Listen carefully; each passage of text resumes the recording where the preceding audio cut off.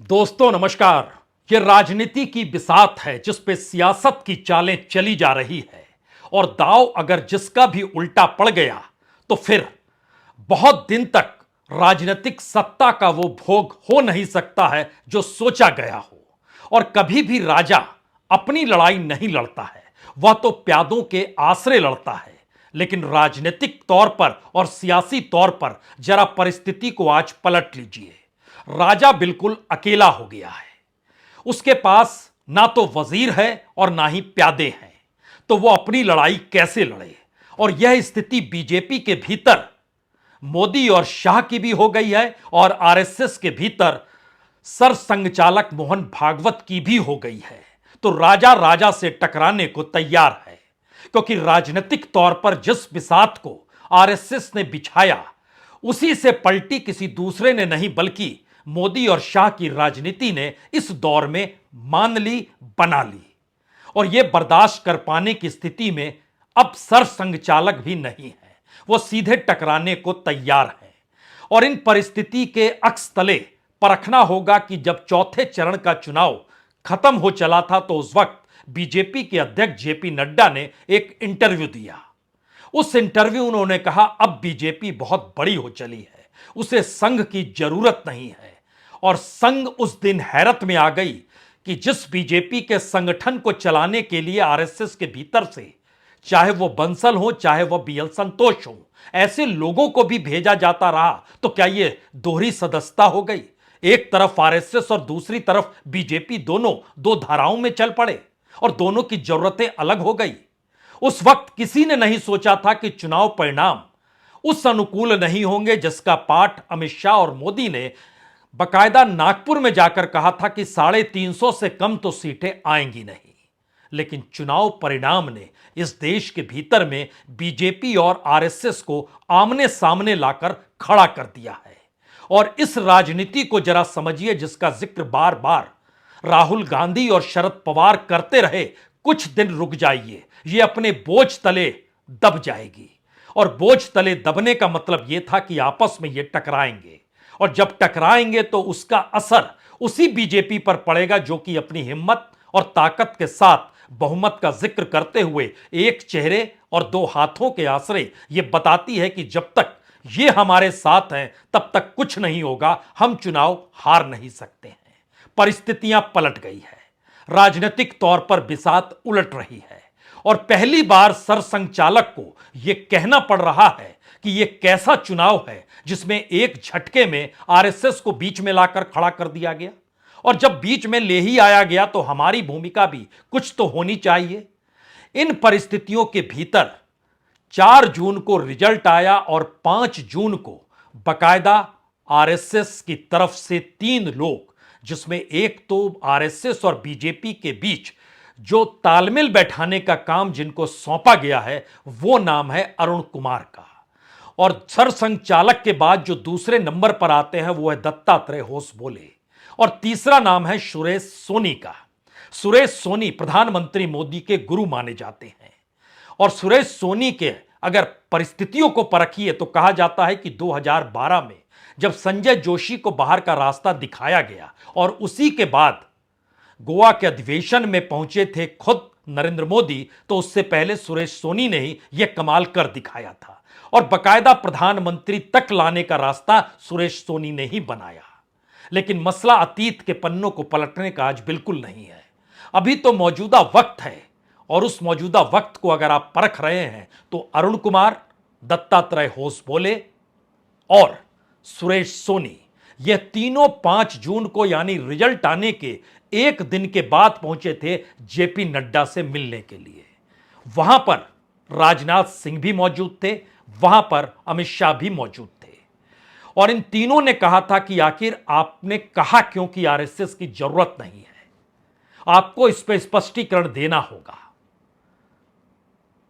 JP Nadda खामोश रहे, वो कुछ नहीं कहा। उन्होंने कहा किसने कहा था आपको यह कहने के लिए। इशारा बहुत साफ, लेकिन उस वक्त कोई समझ नहीं पाया। और उस परिस्थिति को जब आप कल की परिस्थिति में नागपुर में जब सरसंघचालक जिन बातों का जिक्र स्वयंसेवकों के सामने कर रहे थे, तो उन्होंने सीधे तौर पर मणिपुर का जिक्र करके निशाने पर किसी दूसरे को नहीं बल्कि देश के गृहमंत्री को लिया।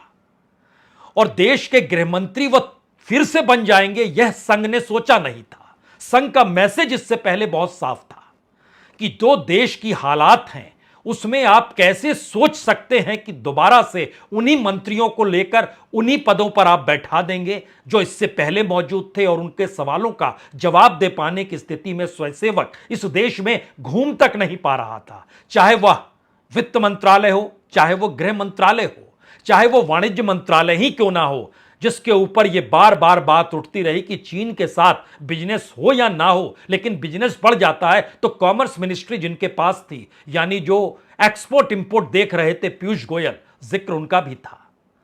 यानी जो मंत्रालयों का वितरण एक लगातार में हुआ, उसके बाद संघ सख्ते में आ गया। उसे लगने लगा कि इस दौर में उसी रास्ते को बीजेपी ने पकड़ा हुआ है और उस रास्ते को अब बदलवाने की जरूरत है। और यहीं से बात निकली कि क्या वाकई एक वक्त केसी सुदर्शन ने सोचा था अटल बिहारी वाजपेयी और लाल कृष्ण आडवाणी का विकल्प खोज लेना चाहिए जो युवा हो, और इस वक्त मोहन भागवत क्या ये सोच पा रहे हैं या संघ के भीतर की ये आवाज है कि अब सोचना होगा हमें विकल्प के तौर पर कि दरअसल इस जोड़ी के विकल्प के तौर पर कौन अब आने वाले वक्त में इस देश के प्रधानमंत्री पद को संभाल सकता है। और बात यहीं से निकली कि दरअसल अब तो नया अध्यक्ष भी बनना है, लेकिन अगला सवाल सत्ता की तरफ का था कि अध्यक्ष बनना है तो उसको तय पुरानी परिस्थिति नहीं रही जब समन्वय बैठक होगी। अब तो पार्लियामेंट्री पार्टी बैठेगी और तय कर देगी किसी भी ऐसे नाम को लेकर जैसे पिछली बार जेपी नड्डा का नाम तय कर दिया गया था। समन्वय समिति नहीं बैठी थी और उस बार अगर याद कीजिएगा जब उन्हें पहली बार अध्यक्ष बनाया गया तो उससे पहले वो हेल्थ मिनिस्टर थे। किसी ने सोचा नहीं था वो अध्यक्ष बन जाएंगे। तो हो सकता है उसी लकीर पर आप चलें तो आपके नाम आपके सामने कौन शख्स आएगा जो पिछली बार इंफॉर्मेशन एंड ब्रॉडकास्टिंग मिनिस्टर थे, जो हिमाचल प्रदेश से ही आते हैं, जो ठाकुर हैं। ये सारे सवाल थोड़ी देर के लिए आप छोड़िए और अब आगे की परिस्थिति में निकल कर आइए। क्या वाकई मोदी सरकार को गिराने के लिए आरएसएस काफी है? आरएसएस इतनी मजबूत बची हुई है? आरएसएस की ताकत का एहसास क्या बीजेपी के लोगों को है या आरएसएस को वो कमजोर कर चुकी है और उनकी हैसियत अब रही नहीं? तो हम एक एक पन्नों को आज पलटें उससे पहले आरएसएस को लेकर इस चुनाव के बीच में जब नाम आरएसएस का आरक्षण के मद्देनजर आया तो कहीं ना कहीं इन बातों का जिक्र करते करते कई बातें एक के बाद एक सरसंघचालक करते चले गए। उस अंदाज को देखिए और उस आवाज को सुनिए और समझिए कि क्यों उन्हें तकलीफ हो रही है कि चुनाव में वो भी राजनीतिक तौर पर आरएसएस को घसीटा गया। ये स्पर्धा है, कोई आपस का युद्ध तो है नहीं। जिस प्रकार ये बातें हुई, जिस प्रकार एक दूसरे को लताड़ना हुआ, जिस प्रकार प्रचार के दौरान हमारे करने से समाज में मनमुटाव बढ़ेगा, दो गठ बटेंगे, आपस में शंका संशय उत्पन्न होगा, इसका भी ख्याल नहीं रखा गया और विनाकारण संघ जैसे संगठनों को भी उसमें खींचा गया। ऐसे से देश कैसे चलेगा भाई? आखिर सबको देश ही चलाना है ना। वो विरोधी नहीं है, उसको विरोधी मानना भी नहीं चाहिए। वो प्रतिपक्ष है, वो एक पहलू उजागर कर रहा है, उसका भी विचार होना चाहिए। ऐसा जब चलना है तो चुनाव लड़ने में भी एक मर्यादा होती है। उस मर्यादा का पालन नहीं हुआ क्योंकि उसका पालन होना इसलिए आवश्यक है कि हमारे देश के सामने चुनौतियां समाप्त नहीं हुई। अब सरकार बन गई, वही सरकार फिर से आ गई एनडीए की। अब ये ठीक है, पिछले 10 वर्षों में बहुत कुछ अच्छा हुआ है, लेकिन इसका मतलब ये नहीं है कि हम चुनौतियों से मुक्त हुए। अभी उन बातों से मुक्त होकर जो चुनाव के आवेश में अतिरेक हो गया, उससे मुक्त होकर हमको आने वाली बातों का विचार करना है, समस्याओं से राहत लेनी है। भारत में लोकसभा चुनाव का मतलब क्या होता है, आरएसएस अब इसे बाखूबी समझ चुका है। और इसीलिए सरसंघचालक जिन बातों का जिक्र नागपुर में कर रहे थे स्वयंसेवकों के सामने, जहां पे संघ के कार्यकर्ता विकास वर्ग के समापन में वो अपनी बातों को रख रहे थे, उन्होंने कहा कि यह चुनाव ऐसे लड़ा गया जैसे यह मुद्दा हो।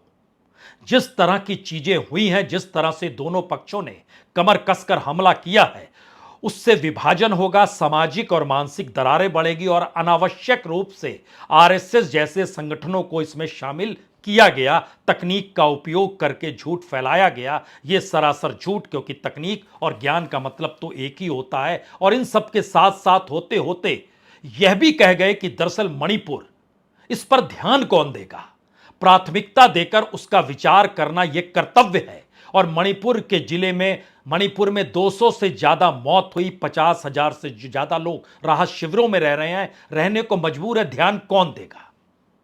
यानी सीधे तौर पर देश के गृह मंत्रालय पर नहीं, सीधे तौर पर अमित शाह पर हमला। और उसी वक्त यह सवाल था कि पिछले बरस के मई के महीने से जब ये बातें मणिपुर में हो रही थी और आरएसएस ने नॉर्थ ईस्ट में अपनी शाखाओं को इस दौर में बढ़ाया है, स्वयंसेवकों की तादाद वहां पर बढ़ी है। और जब इस देश के गृह मंत्री लाल कृष्ण आडवाणी हुआ करते थे, उस दौर में 4 स्वयंसेवकों की हत्या नॉर्थ ईस्ट में हो गई थी, तो उसके बाद लाल कृष्ण आडवाणी को संघ के मुख्यालय के भीतर में आने नहीं दिया गया था, जहां पर वो श्रद्धांजलि देने आना चाहते थे। बाहर ही तस्वीर लगा दी गई थी 4 स्वयंसेवकों की। और शायद इसीलिए यह मानकर चला जा रहा था कि इस बार मंत्रिमंडल बदलेगा, उसमें गृह मंत्रालय तो पक्का बदलेगा। लेकिन जिस तरीके से राजनाथ सिंह की खामोशी रही और जिस तरीके से नितिन गडकरी भी जिस तरीके से पेश आए, आरएसएस इस बात को समझ गई कि अब कुछ नए विकल्प की दिशा में सोचना होगा। और वो नया विकल्प राजनीतिक तौर पर ही होना चाहिए, क्योंकि राजनीतिक तौर पर ही एक वक्त नितिन गडकरी को दिल्ली भेजा गया था, जब D4 को ठिकाने, यानी दिल्ली की जो चौकड़ी थी उसको ठिकाने लगाने के लिए उस वक्त सुदर्शन जो सरसंघचालक हुआ करते थे, उन्होंने मुनादी की थी। लेकिन क्या इस दौर में अपने लिए और अपने तौर पर मोहन भागवत मजबूत है? यह सवाल इसलिए बड़ा है क्योंकि प्रधानमंत्री मोदी की नीतियों पर हां में हां मिलाते मिलाते इस देश के भीतर में सरसंघचालक ने विश्व हिंदू परिषद से प्रवीण तोगड़िया को अलग किया। इस दौर में भारतीय मजदूर संघ के जो अध्यक्ष हुआ करते थे मिश्रा, उनको अलग किया गया। किसान संघ के जो अध्यक्ष थे उनको अलग किया गया। यानी आपने धीरे धीरे हर संगठन के उस चेहरे को अलग कर दिया जो लड़ाई आज की तारीख में लड़ सकता था। लेकिन बात बिगड़ते बिगड़ते इतनी बिगड़ गई कि संघ के भीतर भी कई लकीर इस दौर में खिंचने लगी। और इसकी जानकारी दिल्ली को है। सुरेश सोनी प्रधानमंत्री मोदी के पक्ष में खड़े होते हैं, दत्तात्रेय होसबोले बीच का रास्ता अपनाते हैं।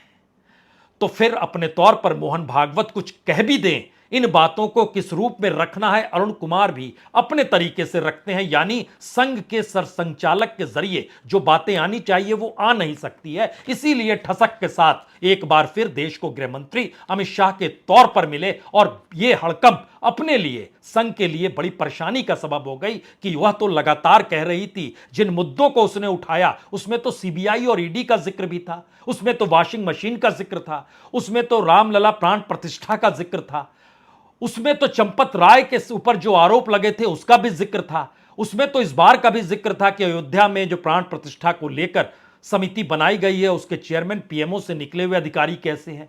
एक लंबी फेरिस्त है जिसको लेकर आरएसएस आवाज उठा रहा था। लेकिन दूसरी तरफ दिल्ली अपने तरीके से मदहोश थी और राजनीतिक तौर पर उसका अंदाजा आज आप यह भी देख सकते हैं जब देश के गृहमंत्री अमित शाह पद संभालने पहुंचे।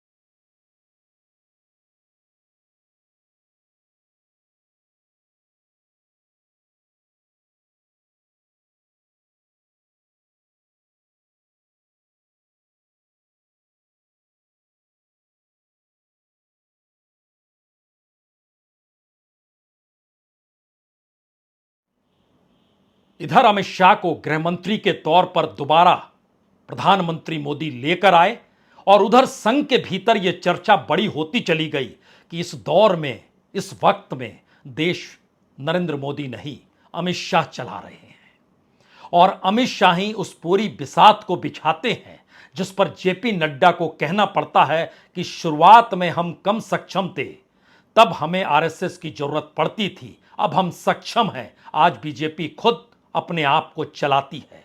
लेकिन अयोध्या में जिस तरीके से हार मिली, जिस तरीके से प्रधानमंत्री के वोट कम हो गए और यह सवाल बड़ा होते चला गया कि खुद आरएसएस ने अपनी विचारधारा के साथ जिस बीजेपी को खड़ा किया चुनाव के मैदान में, वही बीजेपी उसी आरएसएस की विचारधारा को छोड़ती चली गई और एक लंबी फहरिस्त निकल कर आई। जो आरएसएस के लोगों से बातचीत हुई, उन्होंने बहुत साफ तौर पर कहा कि हमने तो सलाह यह भी दी थी कि राम मंदिर में जो प्राण प्रतिष्ठा हो वह चुनाव के बाद हो, चुनाव के मुद्दे में ये सारी बातें खत्म हो जाएंगी।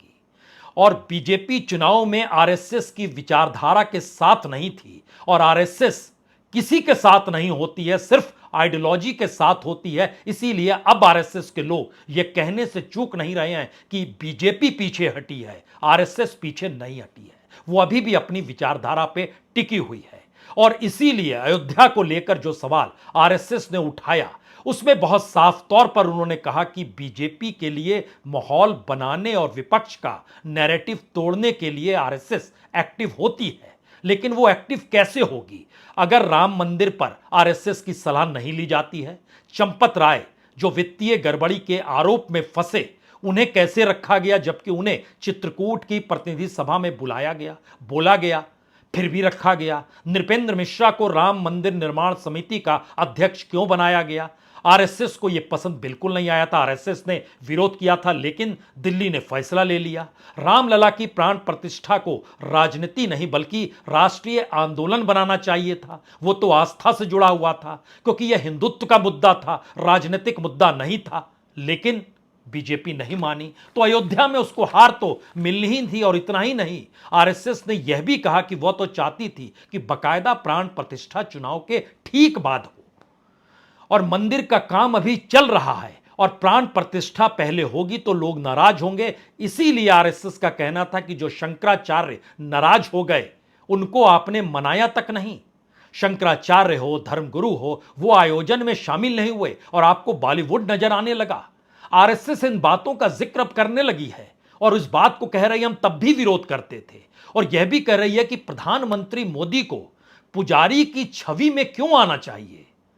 पुजारी की छवि में ही अगर किसी राजनेता को आना चाहिए तो उसके लिए तो लाल कृष्ण आडवाणी है, जिन्होंने पूरे राजनीतिक आंदोलन के जरिए इस अयोध्या के राम मंदिर को शामिल कर लिया और देश की मुख्यधारा के भीतर राम मंदिर का मुद्दे को लेकर आ गए। तो वहां तो अडवाणी फिट बैठते हैं अगर राजनीतिक तौर पर आप देखें। लेकिन यह जिम्मेदारी आरएसएस मानती है किसी धर्मगुरु को देनी चाहिए थी, किसी संत को देनी चाहिए थी। और इसीलिए अगर अडवाणी को रोका गया, दिल्ली में वो ना पहुंचे क्योंकि वहां से लाइमलाइट में वो आ जाएंगे, मुरली मनोहर जोशी को रोका गया, वह भी नहीं गए वहां पर, तो ये सारी परिस्थिति बताती है कि आप सिर्फ राजनीति कर रहे थे।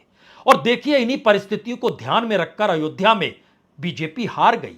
अयोध्या के बाद बनारस में प्रधानमंत्री मोदी बहुत कम वोटों से जीते और होते होते बात आज राहुल गांधी ने जब सुनी और समझी और उसके बाद रायबरेली में वो ये कहने से चूके नहीं, जहां पर वो धन्यवाद आज देने गए थे कि अगर प्रियंका गांधी बनारस से लड़ जाती तो हालात ऐसे होते कि प्रधानमंत्री मोदी 2-3 लाख वोटों से हार जाते।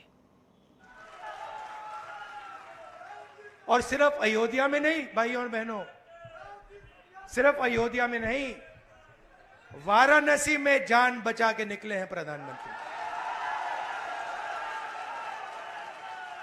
और मैं आपको कहता हूं और बहन से कह रहा हूं, अगर ये लड़ जाती वाराणसी में, अगर ये लड़ गई होती तो आज हिंदुस्तान के प्रधानमंत्री 2-3 लाख वोटों से वाराणसी का चुनाव हार जाते।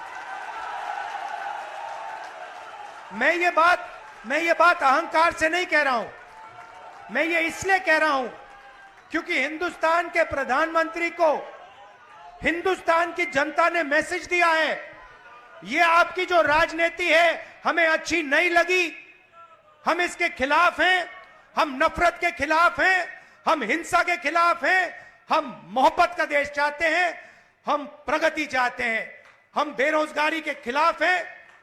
आपने 10 साल इस देश में बेरोजगारी फैलाई, नफरत फैलाई, हिंसा फैलाई और हिंदुस्तान की जनता ने हिंदुस्तान के प्रधानमंत्री को जवाब दिया है।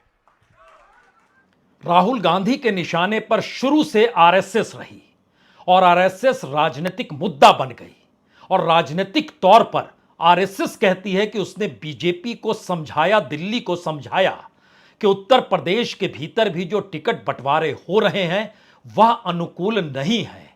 और बकायदा संघ के एक अधिकारी ने तो कहा, हमने कहा था कि कौशाम्बी, रायबरेली, श्रावस्ती, प्रतापगढ़, इन तमाम जगहों समेत 10 ऐसी जगहों की जानकारी दी थी जहां पर चोट आपको पड़ेगी और आप चुनाव हार जाएंगे।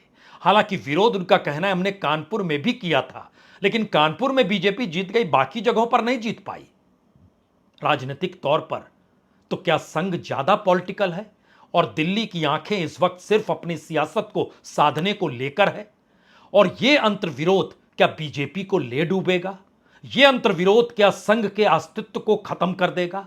और जो टकराव चरम पर अब धीरे धीरे बढ़ेगा, अगले 6 महीने के भीतर यह कौन सा गुल खिलाएगा, यह सिर्फ कोई सोच सकता है।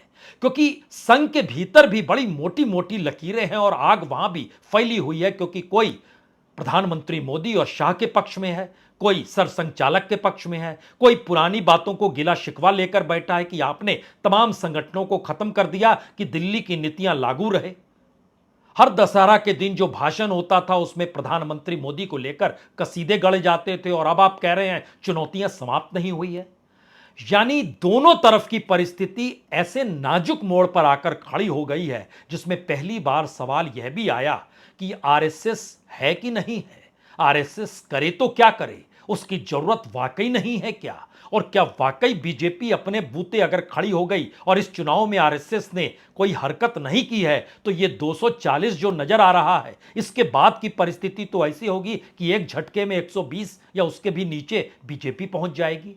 क्योंकि जिन मुद्दों को लेकर अब आरएसएस के अधिकारी फुसफुसाते हुए नहीं बल्कि खुलकर बोलने से कतरा नहीं रहे हैं बातचीत में, वो इन बात को कहते हैं कि हमने तो कहा ईडी और सीबीआई ये तो प्रताड़ित करने की मशीन बन गई है, एक तानाशाही के तौर पर दिल्ली की सत्ता नजर आने लगी है।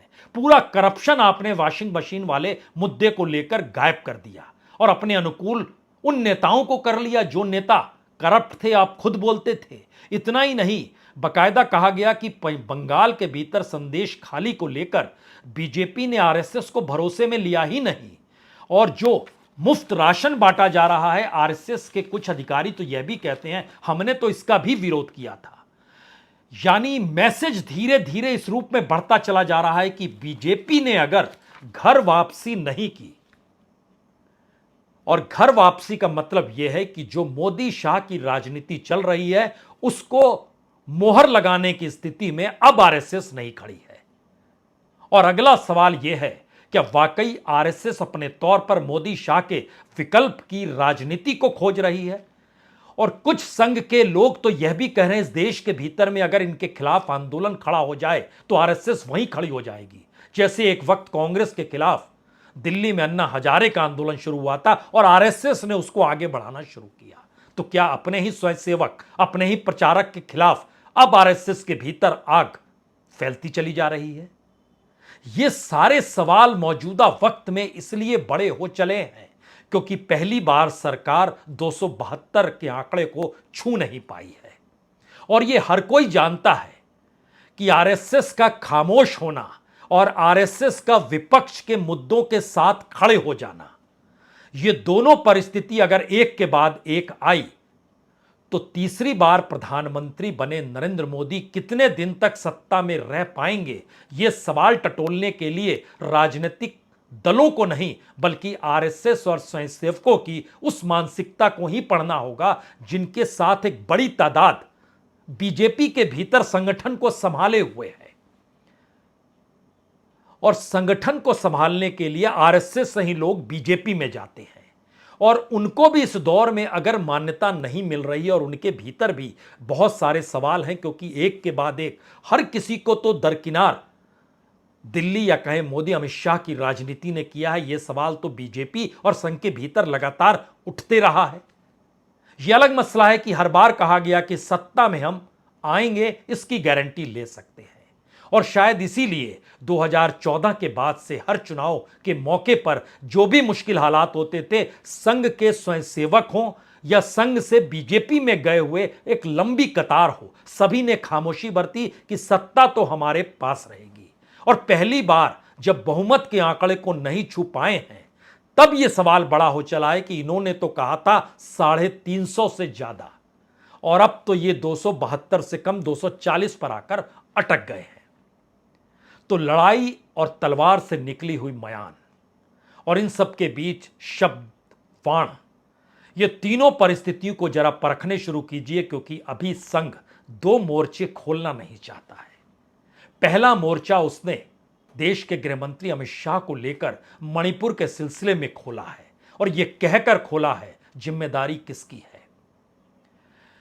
जाहिर है ये प्रधानमंत्री मोदी की कैबिनेट है, तो आप कह सकते हैं निशाने पर तो मोदी भी हैं। जी नहीं, निशाने पर मोदी भी आएंगे और सीधे कटाक्ष किया जाएगा राजनीतिक तौर पर, जिसका परिणाम निकल के आए। और शायद यही वो बिसात है जिसको अपने तौर पर कहीं उद्धव ठाकरे भी समझते हैं कि आखिर संघ उन्हें बार बार मनाने क्यों आता था और हिंदुत्व को लेकर वो क्यों कस्में खिलाता था कि बाला साहब ठाकरे तो हिंदुत्व के ध्वज के तौर पर उनकी पहचान थी और वो अलग हो गए, तो आप कम से कम आ जाइए साथ, आप अंकुश तो लगा पाएंगे। लेकिन सत्ता और सत्ता की मदहोशी राजनीतिक तौर पर सियासत की हर चाल को कैसे पलट देती है, यह मौजूदा वक्त का एक ऐसा सच है जिसके दायरे में पहली बार आरएसएस को अब अपनी बिसात बिछानी है। वो बिसात बिछा पाएगी या उससे पहले वो धराशायी होगी, यह पहली राजनीति है। और दूसरा पक्ष इसका यह है कि वह बिसात बिछ गई तो वो कौन सा प्यादा होगा जिसके पीछे संघ खड़ा होगा और वह दिल्ली की सत्ता को मात देगा। यानी शह मात का खेल बाहर से नहीं, इस बार अंदर से है। एक तरफ आरएसएस है, उससे जुड़े हुए लोगों का एक पूरा कुनबा है, दूसरी तरफ सत्ता है, उस सत्ता के साथ खड़े लोगों की पूरी कतार है। इन दोनों के बीच मुकाबला नहीं है, बल्कि इस बार एक ऐसी लड़ाई है जिसमें दोनों के अस्तित्व का सवाल है, क्योंकि हर कोई जानता है मोदी हारे तो बीजेपी बरसों बरस सत्ता में आ नहीं पाएगी और आरएसएस जानती है अगर वो खत्म हो गई तो फिर बीजेपी किसी भी एक ऐसे सत्ताधारी राजनीतिक दल के तौर पर मजबूत और मौजूद रहेगी जो हर चाल उसी लिहाज से चलेगी जैसे इस देश के तमाम पॉलिटिकल पार्टीज चलते हैं, यानी कोई डिफरेंस नहीं रहेगा। और अपनी राजनीति के 100 बरस पूरे होते हुए देखते हुए आरएसएस जानती है कि 2025 उसके लिए कितना महत्वपूर्ण है। बावजूद इसके सरसंघचालक ऐलान कर चुके हैं कोई जश्न नहीं होगा और इसका झटका मोदी और शाह को पहले ही लग चुका है कि अब उन्हें सियासत साधनी है तो अपने बूते, अपने आसरे। लड़ाई इसी बात को लेकर है। बहुत बहुत शुक्रिया, बहुत बहुत शुक्रिया।